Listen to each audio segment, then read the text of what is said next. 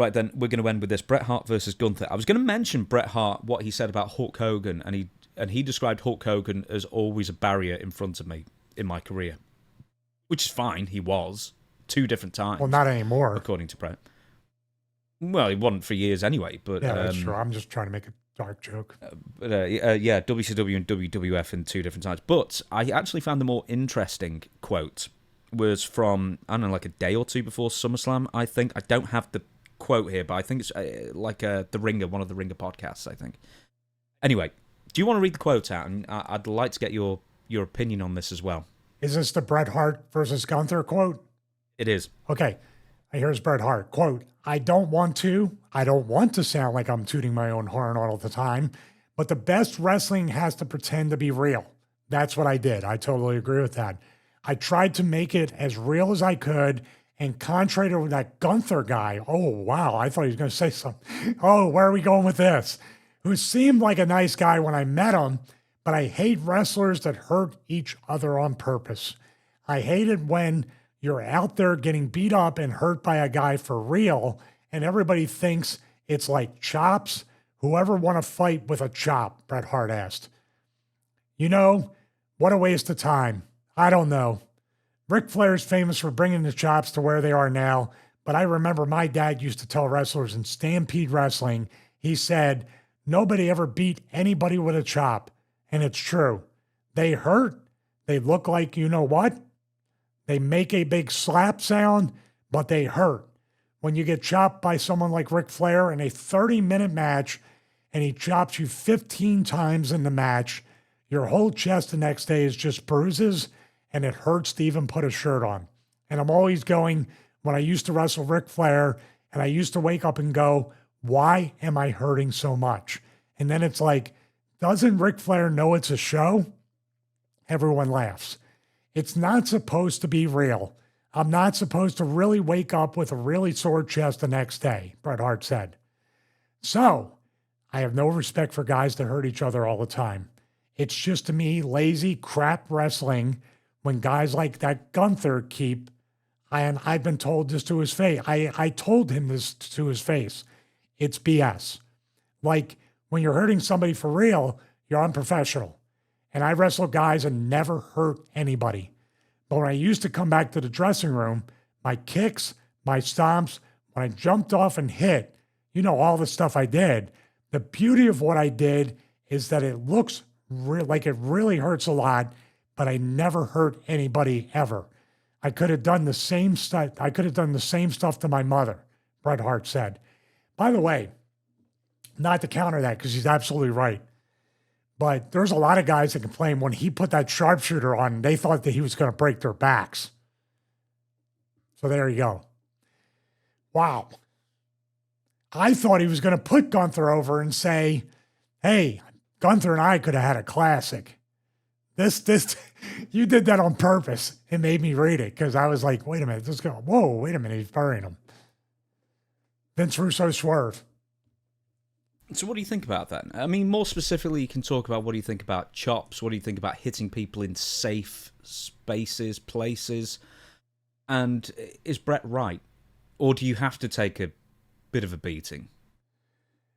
Bret is right in theory about just the chops in general. Gunther's about as close to Ric Flair with the chop identifies with Gunther. Gunther doesn't shine. What Punky did at SummerSlam. Remember I said, every chop Gunther hits you with knocks the wind out of you. So you need to make it count.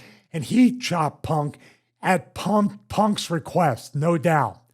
Chop me here, chop me here. Let's make it not realizing by the end of this, I'm going to be gassed and not be able to take these power bombs. Bret is right, but at the same time, if the idea, now here's where it gets egregious. Everybody on the show chopping that much to that degree and hurting each other. I don't know. This is why Undertaker hated chops. The only person that ever chopped The Undertaker was Ric Flair in that WrestleMania match, remember? Mm-hmm. He and Shawn later on. But for the longest time, Taker wouldn't let anybody chop him because he probably had the same thing as Bret. Hurts like hell. Nobody ever loses. And it's not really a move that wears anybody down in a storyline psychological sense. I've never heard commentary that said these chops slowly knocked the wind out of this guy for whatever reason, to go to the bear hug or whatever. He's right, but of course Bret's going to come off like a curmudgeon. He's going to come off as just somebody that doesn't like anything, and he does come off as somebody that toots his own horn all the time, and he should. Bret Hart is the excellence of execution. I think Bret would throw potatoes, heavy-handed stuff, but never hurt anybody. And I would work Bret 7 days a week. But also, in a way, even though my chest would be sore, Ric Flair's one of the safest workers ever. So, yeah, there's a gray area here. Now, Gunther's looked in past in your area of the world when Gunther used to work in Europe. He looked like he would take some liberties with a Will Ospreay and other people and be pretty rough. But Gunther's also a throwback and very basic. So the chops, I think, maybe the clothesline, are about the heaviest thing he throws. Everything else is generally safe. You can't really even say that like a chopping thing is like a new thing, because it's actually a really old school thing, isn't it? I mean, your Johnny Valentine's, your Wahoo McDaniels, and your Greg Valentine's and that kind of even thing. Heavy forearms to the back and to the chest can be construed as way too heavy. Yeah, or tons of Japanese wrestlers and all those chop battles and stuff. Chopping's never going to leave wrestling. It's too crowd pleasing. I'll tell you what hurts, and people don't realize that it can clip you and really like jar your jaw pretty good. European uppercuts. I could get chopped all day long, but somehow, for some way, I could never take a European uppercut without getting jacked in my jaw a little bit. It's probably my fault, but the only person that could do it was wriggle a position and do this thing with my shoulder and my thing and then hit me. He'd have to position every part of me, but I can never feed a European uppercut because I always was open like this. But a European uppercut's kind of, you're twisting your body a little bit. Oh, my back didn't like that. Who was the best at chopping somebody and got the sound out of it but didn't really hurt you that much? Ooh, that's a tough one. I don't even know. Everybody used to leave a mark. Val was definitely not one. I think Shane would chop once in a while and it would be there. I remember chopping Shane, Lost Battalion Hall, Queens, New York, Raven and myself versus him and Dreamer, 2 sets of heat, people running in. I did an awful up and over out of the corner.